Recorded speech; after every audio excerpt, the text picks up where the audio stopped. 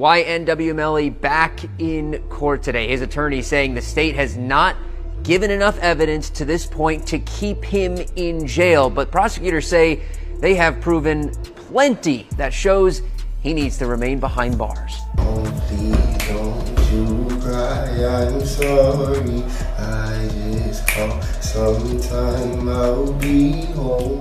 Before this trial in September 2025, YNW Melly has one chance to be released from jail. According to a report, YNW Melly's lawyers are preparing a defense against the evidence the prosecutors presented to the judge.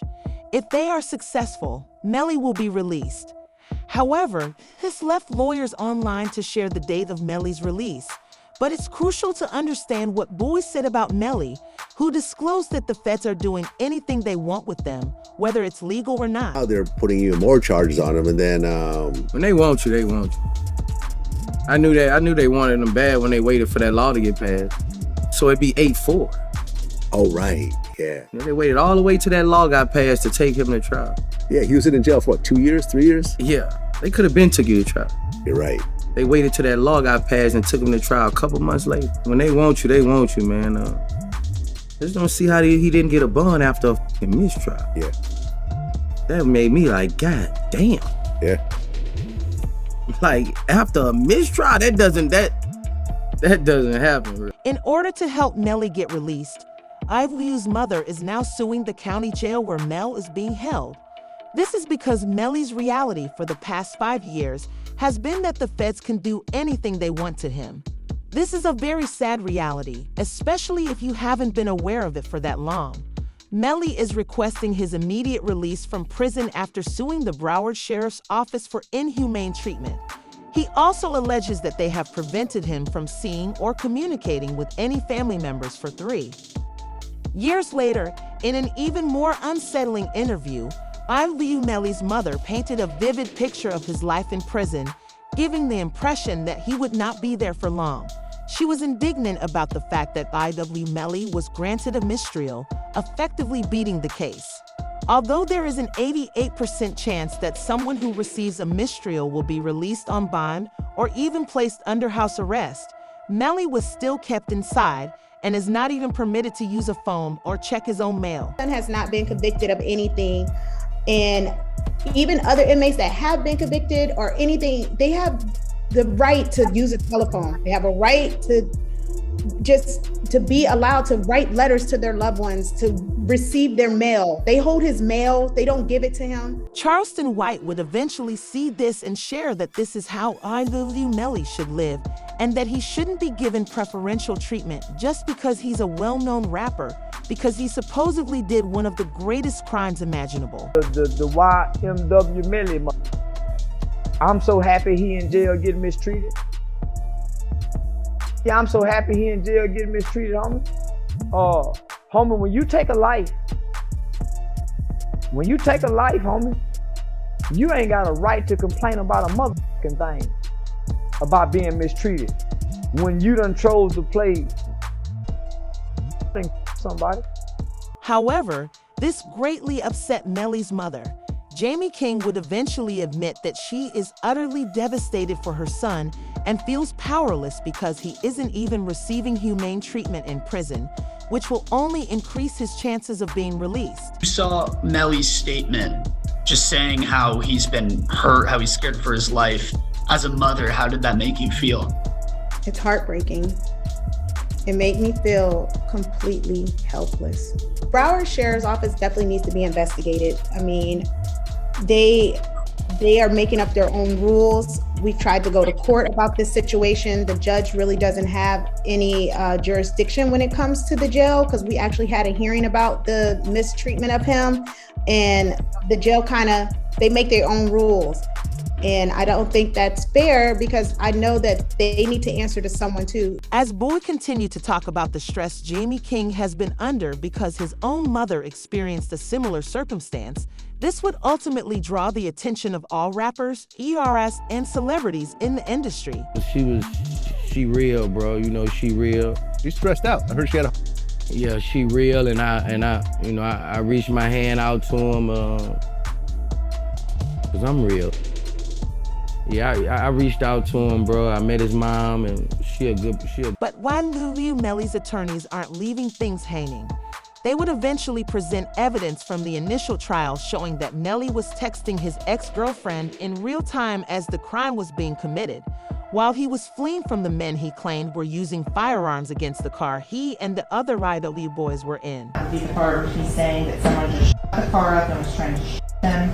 So I asked him if he was okay, where he was, and he's like, there's a car coming behind him, like hiding. He was like, there's some, yeah, he's like, yeah, there's some, I think they're still out here or something. So I'm like, are you okay? He's like, I'm okay. I said, well, where are Sack and Juvie? And he said, I don't know if they're in the car. I think they're... Demonstrating that a car carrying opposing street members was pursuing YNW Melly.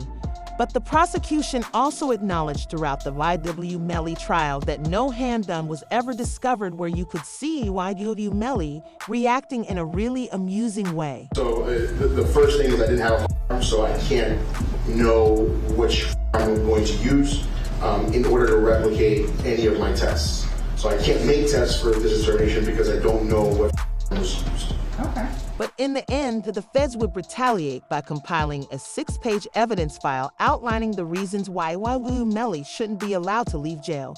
At that point, you would tell me that if you were to let them go, they would make it very easy, beginning with YNW Melly's cell phone, in which he sent a text message hours after the crime, essentially committing to it. The Gambino account asked him if he was okay, and his response was, I did that, and placed a smiley face emoji. And the next message from 10/26/2018 at 16:02 from Eastern Standard Time. The YNW Melly account says what? After that, SHHHH. However, a saved video from someone's Facebook Live that showed Melly and Borland's reaction to the crime 6 hours after it was committed, dancing in a parking lot while filming a music video, was also discovered on Melly's phone.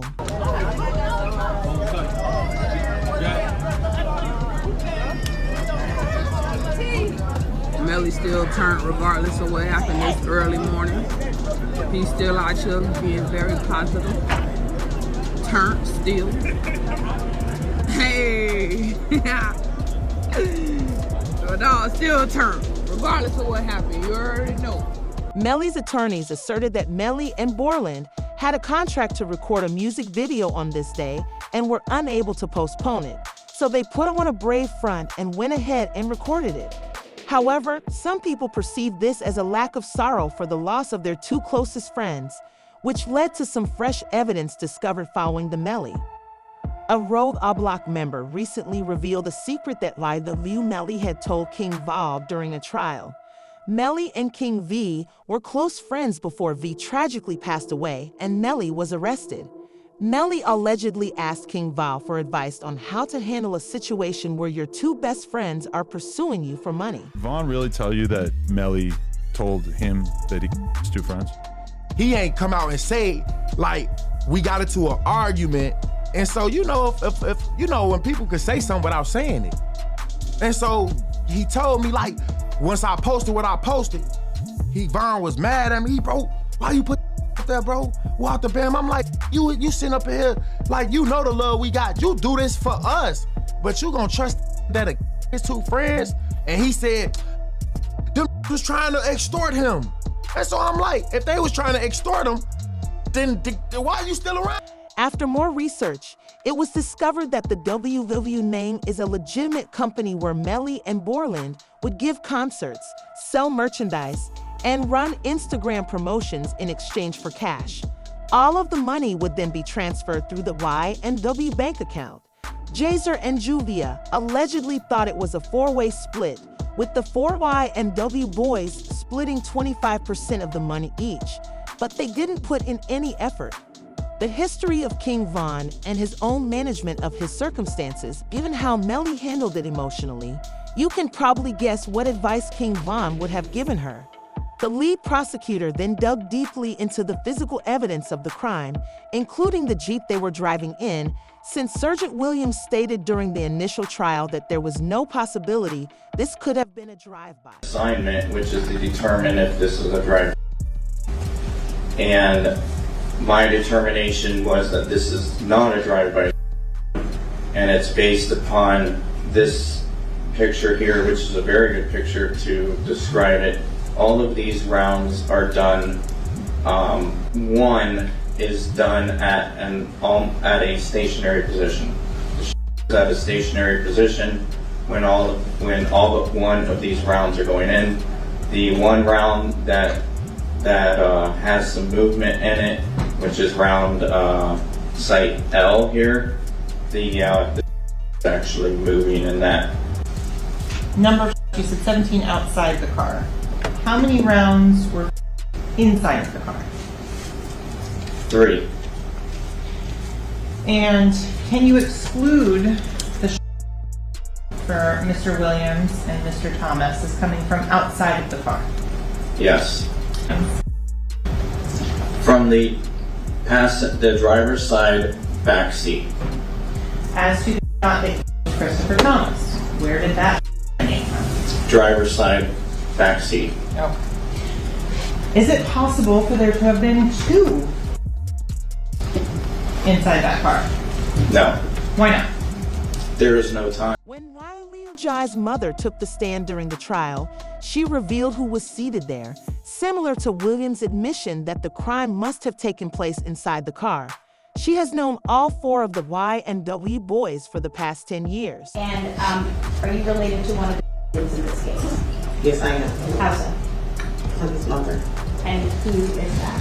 Christopher Thomas. Ms. Phillips, did you see who entered into the occupants who entered into that gray Jeep? Mm-hmm. And is that a yes? Yes.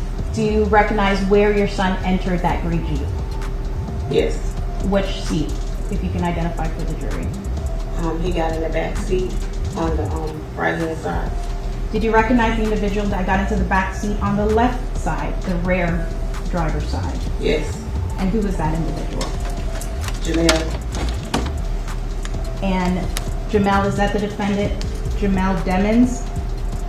Yes, ma'am. The prosecutors didn't think that the evidence against YNW Melly was sufficient to ensure that he remained in prison, so they took a rather unsettling next step and targeted YNW Bort, Melly's partner, who was also recently arrested because he would be facing additional charges. Melly's co-defendant YNW Bortland was booked into a Miami jail Monday night and is being held behind bars on an out-of-county warrant. We just confirmed the warrant is out of Broward County for witness tampering.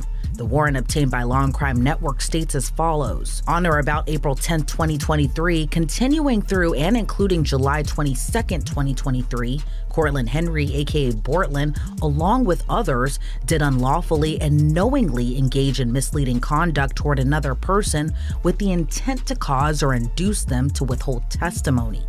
The warrant continues the alleged witness had been summoned by the legal process to the jury trial of Jamel Demons, aka YNW Melly. The dates in the warrant are important. Jury selection for Melly started in mid-April, and a judge declared a mistrial on July 22nd, the same day the warrant claims Bortland allegedly tampered with the witness. When the federal government raided Borland's house and discovered documents packed in a suitcase, Borland attended the first Melly trial for a single day. While there, he sketched out on a piece of paper the jurors' appearances and possibly. According to a report, these are pictures of purported notes found at YNW Borland's house last week, which were turned into the Broward clerks by the state. On a sheet of paper, Borland Doctor described the jurors' appearance as TJ academics, and he couldn't get enough of it. Keep it real, this is sloppy. Borland, how the f you gonna have the notebook of the jurors in your house? Like, god damn. Holy sh. You know what I mean? Like, brother, like, come the f on. It's like doing a and having the surveillance tape in your DVD player or something like that. You know what I mean? Like, come on, bro. Like they raid your crib and the surveillance footage of the is in your DVD player. Like, oh, okay, thank you, brother. This can't be at your crib. For instance, if Melly had been given a life sentence, Borland could have given this piece of paper to some serious street people so they could go out and exact revenge on the jurors for Melly's life sentence. However, Melly and Borland are currently facing additional charges. State filing 6 new charges against Demmons and 2 others who were allegedly involved. The charges include tampering with a witness, directing the activities of a criminal, solicitation or conspiracy to commit tampering, and unlawful use of a two-way communication device. Now, a couple of those charges actually carry a life in prison sentence if there's a conviction. Juvie's father would later reveal how Melly and Borland were witness tampering, and even the code phrases they used to get Melly's ex-girlfriend not to testify against him during the initial trial. So these charges were linked to yet another YNW Borland error. Melly, Jamel Demmons, YNW Melly, and Portland Henry, who is known as YNW Portland, are now charged with witness tampering. It sounds like the prosecutors are saying there was this kind of crazy way that Melly was communicating. He wasn't allowed to use the phone, but he was passing notes to people, and then this person's calling this person and then that person. Saying like to me, they're going through extreme measures to try to cover up or convince people not to testify, like Mariah mom. They was using code words like Rihanna, and they said Rocket's baby mom, and